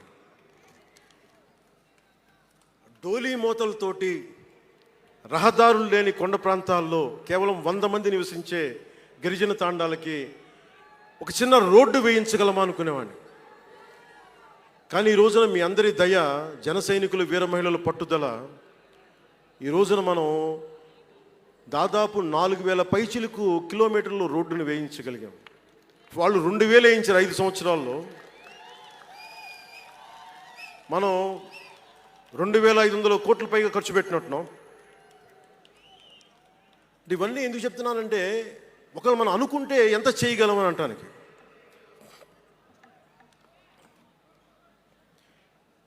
సమస్యలు ఏమున్నాయి మన దేశంలో ఇప్పుడు అంటే, ముఖ్యంగా పార్టీలో వేదిక పైన ఉన్న నాయకులకి, జన సైనికులకి, మీ అందరికీ కూడా ఇది చాలా కీలకమైన సమయం. 2047 విజన్ అని మాట్లాడుతున్నారు గౌరవ ముఖ్యమంత్రి గారు. 2047 ప్రధానమంత్రి గారు మాట్లాడుతున్నారు. వికసిత్ భారత్, స్వర్ణ ఆంధ్రప్రదేశ్, $2 ట్రిలియన్ ఎకానమీ, భారతదేశం ప్రపంచంలోనే 3వ ఆర్థికంగా బలంగా ఉండే దేశం అవ్వాలని ఆలోచిస్తూ ఉన్నాం. ఇంత బలమైన దేశం కావాలి అంటే బలమైన ప్రజలు ఉండాలి, బలమైన నాయకత్వం ఉండాలి. నేను ఎందుకు ఇంత తపన పడతాను మీ అందరి కోసం అంటే, నాకు ఈజీగా వెళ్ళిపోయే వ్యక్తులు అవసరం లేదు, నాకు గోల చేసే వ్యక్తులు అవసరం లేదు. దేశం కోసం నిలబడే యువత కావాలి నాకు, చీల్చి చెండాడే యువత కావాలి నాకు, దేశం కోసం. అంటే ఎందుకు చెప్తున్నానంటే, సర్దార్ వల్లభాయ్ పటేల్ గారిని అడిగారంట, బెంగాల్ రాష్ట్ర విభజన అప్పుడు 1920లో విభజిస్తున్నాం అనుకున్నప్పుడు దేశంలో ఉన్న జాతీయ నాయకులు అందరూ వచ్చారు, జరగకూడదని ఆప్ చేశారు. అలాంటిది భారతదేశాన్ని పాకిస్తాన్గా, భారత్గా విభజిస్తుంటే మీరు ఎందుకు చేయలేకపోయారు, ఆపలేకపోయారు? ఒక రాష్ట్రాన్ని ఆపగలిగినప్పుడు ఇది ఎందుకు ఆపలేకపోయారంటే, ఆయన అన్న మాటలో ఏంటంటే, మాకు వయసు అయిపోయింది, పెద్దవాళ్ళం అయిపోయాం, జైలులో నలిగిపోయాం, సరికొత్త యువరక్తాన్ని తయారు చేయలేకపోయాం, మాకు శక్తి సన్నగిల్లింది అని. అందువల్ల వదిలేయాల్సి వచ్చింది చేతుల అని. అది నాకు చాలా ప్రేరణ అయింది. నెక్స్ట్ అందరం, గౌరవ ముఖ్యమంత్రి గారు వికసిత్ ఆంధ్రప్రదేశ్ కోసం ఆలోచిస్తున్నారు, నేను వికసిత్ ఆంధ్రప్రదేశ్ కోసం ఆలోచించే వాళ్ళు ఉన్నారు. నేను ఆలోచిస్తుంది భవిష్యత్తుని నిర్మించగలిగే యువ నాయకత్వం. ఈరోజు ఒక్కడు తలుచుకుంటే ఎంతమంది ఎమ్మెల్యేలు వచ్చారో చూడండి. ఫస్ట్ టైం ఎమ్మెల్యేలు ఎంతమంది ఉన్నారు. అలాంటిది మీ నుంచి ఊరికి 100 మంది నాయకుల్ని తయారు చేయాలి. రాష్ట్రం నుంచి జాతీయ స్థాయిలోకి వెళ్ళగలిగే 100 మంది నాయకుల్ని తయారు చేయగలగాలి. అదే నా లక్ష్యం, నా స్వప్నం 2047కి. అంటే ఎలా ఉండాలి అంటే విదేశాలకి వెళ్ళాల్సిన అవసరం రాకూడదు. ఇంక మన దేశానికి మనం వీసాలు డినైల్ చేసేంత స్థాయి భారతదేశంలో ఉండాలి అంటే దేశాన్ని, సమాజాన్ని నడిపే నాయకులు మీలో నుంచే పుట్టాలి. నేను చేస్తాను దానికి ప్రోగ్రామ్స్. ఈ రోజున వేదిక పైన ఉన్న స్పోక్స్ పర్సన్స్ అందరూ ఎలా వచ్చారనుకుంటున్నారు మీరు? హరిప్రసాద్ గారికే చెప్పాను నేను, సార్ ఎలా చేయమంటారు సార్ మమ్మల్ని అని అడిగితే, మీరు వెళ్ళి జనంలోకి వెళ్ళండి, ఎవరైతే మాట్లాడగలరో వాళ్ళు పిలవండి అంటే అలా పిలిస్తేనే ఇక్కడున్న స్పోక్స్ పర్సన్స్ అందరూ కూడా జనం మధ్యలోంచి పికప్ చేసిన వాళ్ళు అలా తయారు చేశాం. పార్టీ నిర్మాణాన్ని అలా చేశాం. నా కోరిక ఆంధ్రప్రదేశ్, తెలంగాణ నుంచి దేశాన్ని ప్రభావితం చేసే 100 మంది యువ నాయకుల్ని, మహిళలు కావచ్చు, యువకులు కావచ్చు, అదే నా లక్ష్యం. దానికోసం పనిచేద్దాం మనందరం. ఎందుకంటే సరైన నాయకులు లేకపోతే చిల్లర వేషాలు వేసేవాళ్ళు, పనికి మాలిన వేషాలు వేసేవాళ్ళు చూసాం కదా గత ప్రభుత్వంలో ఎలా ప్రవర్తించారు. వాళ్ళు వచ్చారు అంటే బలహీనత మనది, తప్పు మనది. ఎవడు వచ్చినా వదిలేస్తున్నాం మనం. అందుకని మీరందరూ దానికి సంసిద్ధం అవ్వండి. ఇంకొక మాట వాళ్ళు మాట్లాడింది ఇందాక ఆ ఇంగ్లీష్ పత్రికలో ఒకటి చెగువేరా గురించి మాట్లాడారు. దానికి సమాధానం చెప్పాను. ఇంకోటి ఏమంటారంటే Pawan Kalyan has suddenly become a Hindu defender, a Sanatani defender అని. Do have to become a defender for Sanatana Dharma? It is within my blood. I don't have to prove it. ఈరోజు మీరు today maybe you might be seeing it today. Always I had it in my blood. నేను 21 ఇయర్స్లో కూడా 14 ఏళ్ల వయసు నుంచి right from the age of 14 I was doing దీక్ష. 14 సంవత్సరాల నుంచి ఎప్పుడు అయ్యప్ప దీక్ష చేసేవాడిని. మొన్నే మా అన్నయ్య, మా నాగబాబు, మా అమ్మ, నేను ఒక ఫోటో చూపించారు ఎవరో. నేను కాషాయ బట్టలో ఉన్నా. మా అన్నయ్య, మా పెద్దన్నయ్య, మా చిన్నయ్య, మా పెద్దన్నయ్య, మా అమ్మ నవ్వుతూ ఉన్నారు. నేను ఈ ఫోటో ఎలా పెట్టానంటే ఏంటి జీవితం, వైరక్తి వైరాగ్యంతో ఉండేవాడు. అంటే నేను నా ధర్మం మీద నాకు అంత గౌరవం. సో నాకు మీరెవరు కొత్తగా సర్టిఫికేట్లు ఇవ్వాల్సిన అవసరం లేదు. నేను మీకు ప్రూవ్ చేసుకోవాల్సిన అవసరం అంతకంటే లేదు. అంటే చిన్నప్పుడు ఎలా ఉండేయంటే పరిస్థితులు, ఏదైనా మాట్లాడదాం వీళ్ళందరితో అంటే సడన్గా నువ్వు తిరుపతి లడ్డూలు కల్తీ అయిపోతే నువ్వు ఎర్ర బట్టలు వేసుకొని ఇవన్నీ మాట్లాడుతున్నావు అంటే నేను చెప్పండి, మీరు ఇప్పుడు దాకా 219 టెంపుల్స్, 219 టెంపుల్స్ అపవిత్రం చేస్తే, మన అంతర్వేది రథాన్ని తగలబెడితే నేను వచ్చిండొచ్చు కదా. రామతీర్థంలో రామచంద్రుల వారి విగ్రహాన్ని తల నరికేస్తే నేను బయటకు వచ్చి గోల చేసి ఉండొచ్చు కదా. ఎందుకు స్టేట్మెంట్గా పరిమితం అయ్యాం? చిన్నప్పటి నుంచి మా ఇంట్లో రామనామ జపం ఉండేది. మా నాన్న ఉమ్మడి కమ్యూనిస్ట్ పార్టీ సభ్యుడు, ఎథీస్ట్ ఒకప్పుడు, టీన్స్లో 20లో. ఆయన మరి ఎలా మారిందో మనసు తెలియదు కానీ విపరీతం రామభక్తుడు అయిపోయాడు. నేను పుట్టేటప్పటికి మా ఇంట్లో ఎప్పుడూ రామనామమే ఉండేది. ఆ రామనామాన్ని జపిస్తూనే నాకు జబ్బు వచ్చినా మా నాన్న రామనామం చెప్పేవాడు. అలాంటి రామనామం జపించే మాకు రాముడి విగ్రహం తల నరికేస్తే కోపం రాకూడదంటారేంటి మీరు? ఇదే మీకు ఒక మహమ్మద్ ప్రవక్తకి పవిత్ర రంజాన్ మాసంలో మహమ్మద్ ప్రవక్తకి మీరు ఒక మాటని దూషించగలరా? దూషించి బతకగలరా? అల్లాని ఒక మాట అనగలరా? జీసస్ క్రైస్ట్ ఒక మాట అనగలరా? మేరీ మాతని ఒక మాట అనగలరా? కానీ పార్వతీ దేవిని తిడతారు, లక్ష్మీ మాతని తిడతారు. అంటే నువ్వు ఇస్లాంకి అపవిత్రం జరిగితే మాట్లాడితే సెక్యులరిజం, జగన్మాతకి కానీ పార్వతీదేవికి కానీ శివుడికి కానీ రాముడికి కానీ అయ్యప్పకి కానీ అపవిత్రం జరిగితే మా మనోభావాలు బాధపడకూడదు, గాయపడకూడదు, నోరు మూసుకొని కూర్చోవాలి. ఆ జనరేషన్ పోయిందిరా బాబు, ఆ జనరేషన్ పోయింది. ఒక తప్పుని తప్పుగానే చెప్తాం. ఒక హిందువు ఒక ముస్లిం పట్ల తప్పు చేస్తే తప్పనే చెప్తాం. ఓల్డ్ సిటీలో ఉండే ఒక నాయకుడు 15 నిమిషాలు కళ్ళు మూసుకోండి, పోలీసుల్ని మేము హిందువులకి ఏంటో మేము చూపిస్తామంటే అది తప్పు పట్టకూడదంటే ఎట్లా? అది మతోన్మాదమా? ఏం మాట్లాడుతున్నారు మీరు? బతుకమ్మ బతుకమ్మ బతుకమ్మ అని చెప్పి బతుకమ్మ పాటని మీరు వెటకారం చేసి ఓల్డ్ సిటీ నాయకుడు మాట్లాడితే దాన్ని డిఫెండ్ చేసుకోవటం హిందూ అహంకారం అంటే నేను ఏం చెప్పను నేను? అంటే అల్లాహకు ఒక న్యాయం, మహమ్మద్కి ఒక న్యాయం, అమ్మవారికి ఇంకో న్యాయమా? అలా కుదరదు బాబు. ఈ ధర్మం అందరికీ సమాన అవకాశం ఇచ్చింది. సనాతన ధర్మం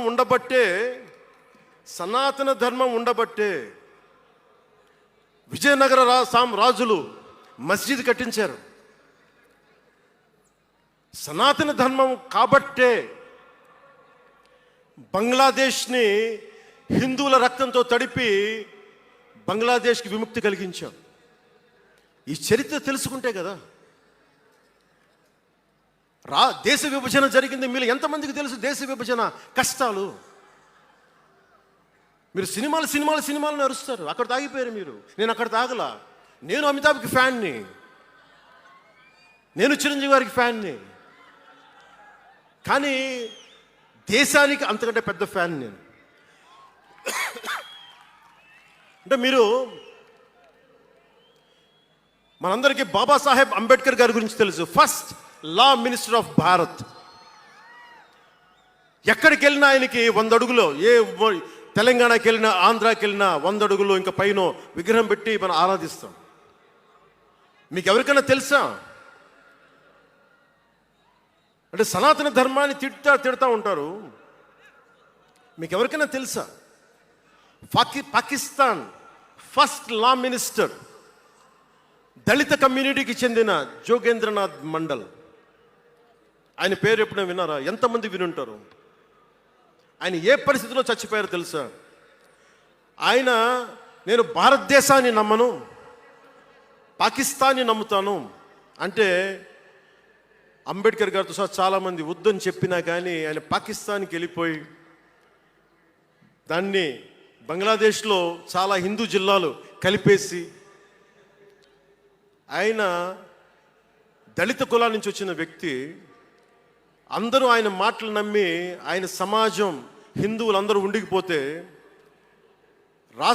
దేశ విభజన తర్వాత జరిగిన గొడవల్లో దాదాపు ఆయన కుటుంబంలో బంధువులందరినీ ఊచకోతకోసి చంపేశారు.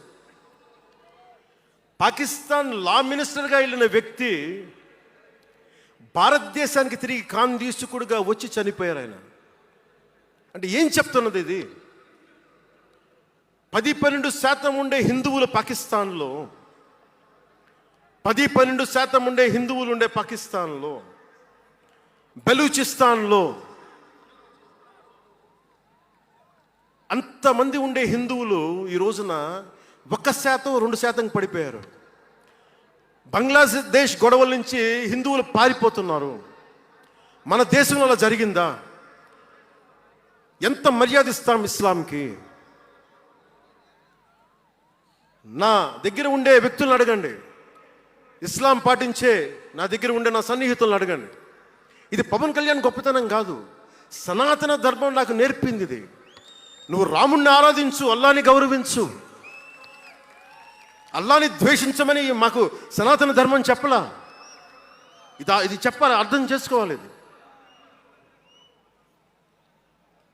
ఈ సూడో సెక్యులరిస్టులు, కుహానా సెక్యులర్ వాదులు,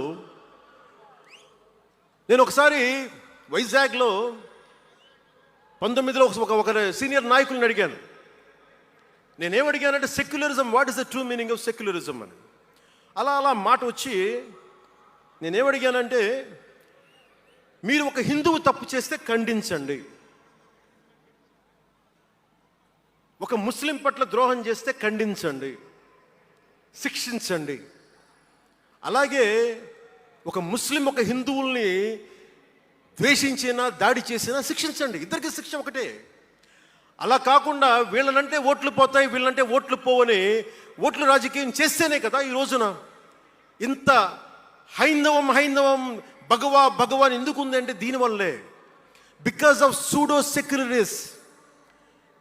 ఈ రోజున ఇది జరుగుతుందంటే because of you pseudo secularists, because of you. మీరే కనుక secularism, if you would have applied in the true spirit, there would have no need for the changes what are there today. మీరు చేశారు తప్పులు. ఆ రోజు నేను అడిగా, ఓల్డ్ సిటీలో, పాత బస్తీ హైదరాబాద్లో మీరు 15 నిమిషాలు మీరు కళ్ళు మూసుకోండి, పోలీసుల్ని మేము హిందువులకి ఏంటో చూపిస్తామంటే, నువ్వు ఎవరిని ఉద్దేశించి మాట్లాడుతున్నావు? హిందూ అంటే దాంట్లో పవన్ కళ్యాణ్ కూడా ఉన్నాడు. పొద్దున్న లేస్తే నేను హనీఫ్, అబ్దుల్, మొత్తం రహీం వాళ్ళతోనే ఉంటాను నేను. కానీ నేను వాళ్ళతో ఉన్నాను కదా అని చెప్పి నాకు బాధ రాదని మీరు అనుకోకండి, తప్పది. ఓ గలత్ భయ్యా, తప్పది. వస్తుంది బాధ. నేను ఎవరిని నిందించట్లా. తిరుపతి కల్తీ లడ్డు చేస్తే నేను ముస్లింలను నిందించలా, క్రిస్టియన్లను నిందించలా. నేను నిందించింది దోషుల్ని పట్టుకోమని. చివరికి ఏం తేలారు? వాళ్ళందరూ హిందువులే కదా. నేను మాట్లాడుతుంది ఇది. This is secularism. If there is true secularism, మన నాయకులందరికీ చెప్తున్నాను, మీ అందరికీ చెప్తున్నాను, true secularism should be applied in the true spirit, not for damn convenient vote bank politics. Don't do it. Janasena is not for it. ఒక తప్పుని తప్పుగానే చెప్తాం. అంటే నేను ఎందుకు చెప్తున్నాను మీకు మాట అంటే, నారాజు గాకురమ్మ అన్నయ్య, నజీరు అన్నయ్య, ముద్దుల కన్నయ్య, మన రోజు మనకుంది మన్నయ్య అన్నామంటే, డ్యాన్సులు చేశా మీ సరదా కోసం. 1 మినిట్లో డప్పులతో దీంతో డ్యాన్సులు చేసి అది మీ సరదా కోసం. కానీ నా కోసం ఆ లిరిక్ రాసుకున్నా. దేనికి రాశాను? గుజరాత్లో ఆ మారణహోమం జరిగితే దానికి చాలామంది ముస్లింలు చనిపోతే బాధతోటి నా హృదయం స్పందించి మాస్టర్జీ అని ఒక ప్రజా కవి చేత నేను రాయించాను ఆ పాట. దాన్ని ఖండించినప్పుడు నేనేమనేది ఏంటంటే, అంటే నేను అంత నిష్పక్షపాతంగా ఉంటాను. నేను అనేది ఏంటంటే, గోద్రా మారణహోమం జరిగినప్పుడు ఖండించాలి, ఖండింపబడాలి. There is no second thought about it. కానీ అసలు ఎందుకు జరిగింది అని ఆలోచిస్తే, కరసేవక్స్ రామ భజన చేసుకుంటూ ట్రైన్లోకి వెళ్తే ఒక గోద్రాలో ట్రైన్ని తగలబెట్టేశారు. మరి దాని గురించి కూడా మాట్లాడాలి కదా. ఇది తప్పు, ఇది కూడా తప్పే. అలా జరిగి ఉండకుండా ఉండాల్సింది. బాధే నాకు. ఆ రోజు నేను సినిమాలో ఉన్నా కాబట్టి నారాజు గాకరని పెట్టా. అదే గనుక అలాంటి సంఘటన నుండి ఏం చేయాలి మనం? అలాంటి తప్పులు జరిగితే మొదటి తప్పు చేసిన వాడినే వెతికి పట్టుకొని జ్యూస్ లాగా సెకండ్ వరల్డ్ వార్లో జర్మనీని ఎలాగా సౌత్ అమెరికాకి వెళ్ళినా ఎలా పట్టుకొని శిక్షించారో మొస్సాద్, అట్లాగా తప్పు ఎవడు చేయనండి, either is a Hindu or Muslim, ఎవరైతే మొదటి తప్పు చేశారో వాళ్ళని కనుక శిక్షిస్తే పర్యవసానమై ఉండవు. ఇది చాలా బలంగా ఆలోచించాలి. అంటే ఇవన్నీ ఎందుకు చెప్తున్నాను, ప్రతి ఒక్కరూ చాలా క్షుణ్ణంగా వినాలి. ఎందుకంటే భవిష్యత్తులో మీకు ఇవే పోరాటాలు. మీరు ఎమ్మెల్యేలు అయిపోయాం, మంత్రులు అయిపోయాం, అందరికీ కార్పొరేషన్ పదవులు వచ్చేసినాయి అంటే కాదు. ఇప్పుడు మనం వేసింది తొలి అడుగు మట్టుకే. నేను భారతదేశం కోసం చనిపోవడానికి సంసిద్ధంగా ఉన్నాను, గుర్తుపెట్టుకోండి. ఎందుకంటే నా నా నా ఇంటెన్సిటీ చాలా వైల్డ్గా ఉండదు. అంటే మాట్లాడితే సంస్కృతాన్ని తిడతారు, హిందీని మీరు రుద్దుతున్నారు, సౌత్లో దక్షిణాదిని అంటారు. అన్ని దేశ భాషలే కదా. మన తమిళనాడులో హిందీ రాకూడదు అంటుంటే నాకు అనిపించింది మనసులో ఒకటే, అప్పుడు తమిళ సినిమాలను హిందీలోకి డబ్ చేయకండి. డబ్బులేమో హిందీ నుంచి కావాలి, ఉత్తరప్రదేశ్ నుంచి డబ్బులు కావాలి, బీహార్ నుంచి డబ్బులు కావాలి, ఛత్తీస్గఢ్ నుంచి డబ్బులు కావాలి, కానీ హిందీ మాకు వద్దంటే అదే న్యాయం. పనిచేసే వాళ్ళందరూ మనకి బీహార్ నుంచి రావాలి, కానీ హిందీని ద్వేషిస్తానంటే ఎట్లా? ఇవన్నీ మారాలి కదా. అందుకని భాషల్ని ద్వేషించాల్సిన అవసరం లేదు.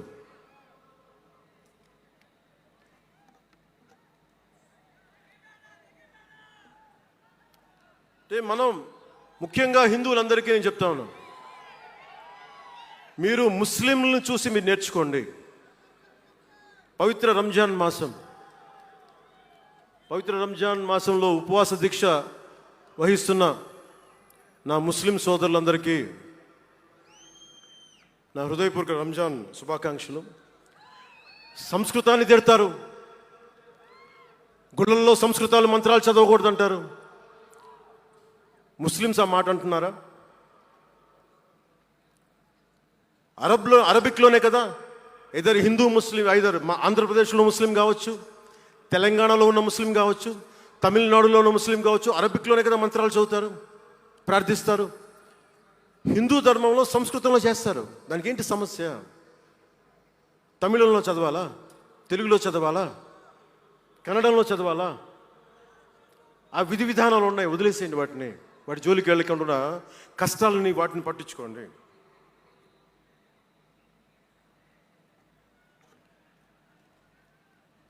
మాట్లాడితే భారతదేశాన్ని ఉత్తరం దక్షిణం అంటూ ఉంటారు. ఆంధ్రాని తెలంగాణ విభజన సమయంలో తెలంగాణ ఇవ్వకపోతే మేము ఈ భారతదేశానికి సంబంధించిన ఒక అన్న స్టేట్మెంట్లు చూసాం, అలాంటి నాయకుల్ని చూసాం. ఆంధ్రాని విభజిస్తుంటే ఆంధ్ర వాళ్ళు మేము ఇక్కడ సంబంధం లేదు, మేము భారతదేశంలో ఉండమన్న స్వయం నాయకులు నా దగ్గర అన్నారు. అంటే తెలంగాణ ఇవ్వకపోయినా, ఆంధ్ర ఇవ్వకపోయినా, విడగొట్టినా మేము భారతదేశంలోంచి విడిపోతామన్న మాటలు మీరు ఎలా మాట్లాడతారు? అంటే ప్రతి ఒక్కరికి కోపం వచ్చినప్పుడల్లా కట్ చేయడానికి భారతదేశం ఏదైనా కేక్ ముక్కంటే మీ అందరికీ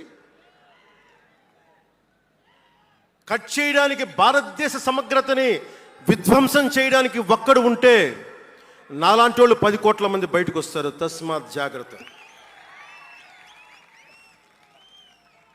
నార్త్ సౌత్ డిబేట్కి నా సమాధానం ఒకటే. ఉత్తరాదిన ఉన్న హిమాలయాల్లో ఉంది పరమశివుని కైలాసం.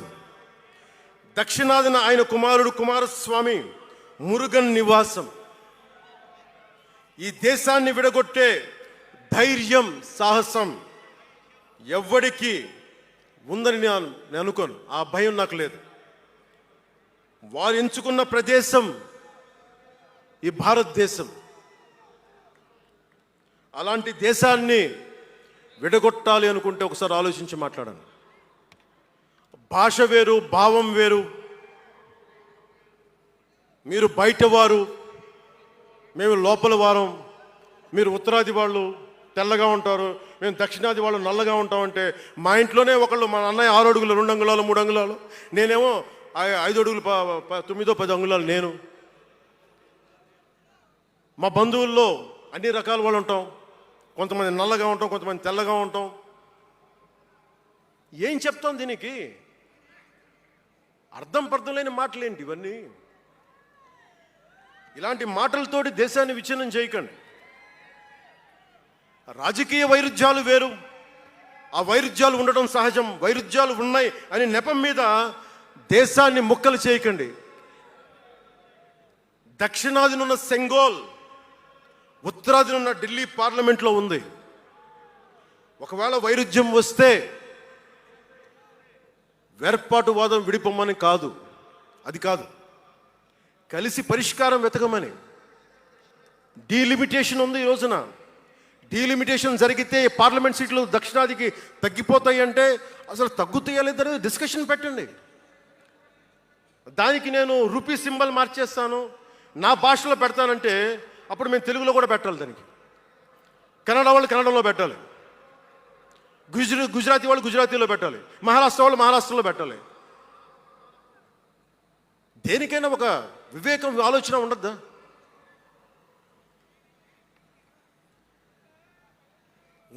ఉన్నత పదవుల్లో ఉన్నవారు మీరు చాలా ఆలోచించి చేయాలి. చాలా ప్రభావితం చేస్తాయి మీ మాటలు. ఒకటి విధ్వంసం చేయడం తేలిక, ఒకటి నిర్మాణం చేయడం తేలిక, కష్టం. నేను వివక్ష అనిపించలేదు అనుకుంటున్నారా మీరు అందరూ? తమిళనాడులో పెరిగినప్పుడు 14 ఏళ్ళ వయసులో నేను తమిళనాడులో పెరిగినప్పుడు మైలాపూర్ స్కూల్ ఉన్నారే, గొల్టింగ వాడ అని పిలిచేవాళ్ళు. నేను నాకు అర్థమయ్యేది కదా గొల్టీ అంటే ఏంటి అనుకునేవాడిని. అదొక డెరిగేటెడ్ టర్మ్ అది. నేను మా మాస్టర్ గారిని అడిగాను, రామ్నాథన్ గారిని అడిగాను, సార్ ఇంత మాదిరి சொல்றாங்க సార్, గొల్టీని சொல்றாங்க సార్ అంటే ఆయన నాకు ఒకటే మాట చెప్పాడు. వాళ్ళని పిలిచాడు, వాళ్ళని తిట్టాడు. ఏదో ఏంటి సార్ గొల్టీ, ఎందుకు సార్ గొల్టీ మీనింగ్ అంటే ఆయన ఏదో నవ్వి వదిలేసి ఆయన ఒక మాట అన్నాడు, అరే తెలుగుని రివర్స్ பண்ண గొల్టీ అని சொல்லுவாங்கடா, அப்படி என்ன பெரியார் வந்து தெலுங்குக்காரன் தான்டா, பெரியார் வந்து தெலுங்குக்காரன் தான், బలిజన్ నాయకర్ సార్ అవరు. ఆ టైంలో ఇప్పుడు మన తిరుపతి రాయలసీమలో ఉండే బలిజ నాయుడు కులానికి చెందిన వ్యక్తి పెరియార్ గారు, తెలుగు. ఆయన ద్రావిడ ఉద్యమ రూపకర్త. సో అందుకని భాషదేముంది, అందుకని దీన్ని పెట్టుకొని విధ్వంసం క్రియేట్ చేయడం సరైనది కాదు. నేను మీకోసం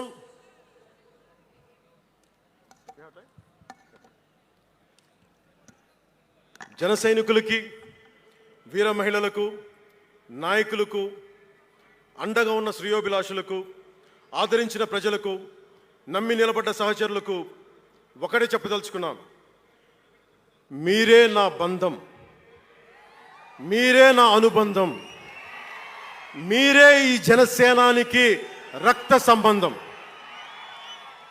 మనందరికీ ఒక కీలక కర్తవ్యం ఉంది. దాని గురించి మాట్లాడుకోబోయే ముందు కవి శేషేంద్ర వాక్యాలు చెప్పి ముగిస్తాను. ఒక తరాన్ని ప్రసవింపజేయడం అంటే ఒక తమాషా కాదు, ఒక నిండు కళల జగత్తుని మేల్కొల్పడం. ఒక దశాబ్దన్నర రాజకీయ ప్రస్థానంలో అలుపెరిగిన పోరాటం చేసిన తర్వాత లభించిన చారిత్రాత్మక విజయం అది. అందుకని మీ అందరికీ చాలా బాధ్యతగా ముందుకెళ్దాం. ఈ విజయం పుట్టుకే 100% స్ట్రైకింగ్ రేట్. అందుకే దేశం మొత్తం చూసింది. ఆ బిడ్డని మనం కాపాడుకోవాలి, చాలా జాగ్రత్తగా చూసుకోవాలి. మనందరం ఈ బిడ్డ పట్ల ఎరుకుతో ఉండాలి, బాధ్యతతో కాపాడుకోవాలి. జనసేనాని శిశువు తనని తను కాపాడుకోగలిగే వరకు మనం ఈ బిడ్డని కాపాడితే అది పెరిగి పెద్దై సమాజాన్ని కాపాడుతుంది, దేశాన్ని రక్షిస్తుంది, విశ్వశాంతికి బాటలు వేస్తుంది. అందుకే ఈ బిడ్డని మనందరం కంటికి రెప్పలా కాపాడుకుందామని చెప్పి శపథం చేద్దాం. ఒక అవతారం, దాని పుట్టుక ఎలా ఉంటుందో మహాకవి శ్రీశ్రీ కవితా పంక్తుల్లో చెప్పి ప్రసంగాన్ని ముగిస్తాను. యముని మహిషపు లోహగంటలు మబ్బు చాటున కణేల్మన్నాయి, నరకలోకపు జాగిరమ్మలు గొలుసు తెంచుకు ఉరికి పడ్డాయి, ఉదయ సూర్యుని సప్తాహయములు నురగలెత్తే పరుగు పెట్టాయి, కనకదుర్గా చండసింహం జూలు విదిలించింది, ఇంద్రదేవుని మనపటేనుగు ఘింకరిస్తూ సవాల్ చేసింది, ఆది సూకర వేదవేద్యుడు గుర్ఘరిస్తూ కోరసాచాడు, పుడమ తల్లికి పురిటి నొప్పులు కొత్త సృష్టిని స్ఫురింపింపజేశాయి. పుడమ తల్లికి పురిటి నొప్పులు కొత్త సృష్టిని స్ఫురింపించాయి. దీనిని లోతుగా ఆలోచించి ఇక మన ఆలోచన తీవ్రత, భావ తీవ్రత అన్నీ ఉంటాయి. జన సైనికులు మీరు జాగ్రత్తగా ఉన్నంత కాలం మన ఎమ్మెల్యేలు అందరూ బాగుంటారు, మన మంత్రులందరూ బాగుంటారు, నేను కూడా బాగుంటా. మీరు డిసిప్లిన్లో పెట్టాల్సింది మమ్మల్ని కూడా డిసిప్లిన్లో పెట్టండి మీరు. అందుకని 11వ ఆవిర్భావ దినోత్సవం ముగించుకొని 12వ ఆవిర్భావ దినోత్సవం వైపు వెళ్తున్న మీ అందరికీ వచ్చినందుకు ప్రతి ఒక్కరికి ధన్యవాదాలు తెలియజేసుకుంటూ, మీ పెద్దలకి, నాకంటే వయసులో పెద్దైన వారందరికీ నా నమస్కారాలు తెలియజేయండి, పాదాభివందనాలు తెలియజేయండి. అందరూ క్షేమంగా ఇళ్ళకి వెళ్ళండి. సర్వే జనో సుఖినో భవంతు. జై జనసేన, జై జనసేన, జై భారత్.